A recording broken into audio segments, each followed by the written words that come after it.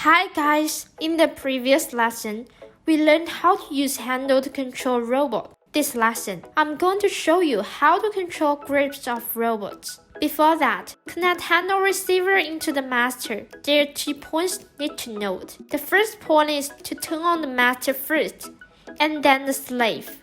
The second point is keep a certain distance between robots before turning on.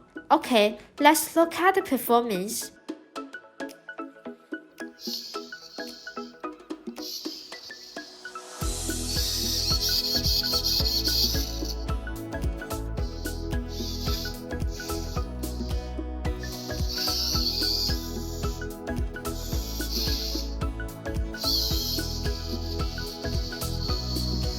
Well, this is the end of the video. Please have a try.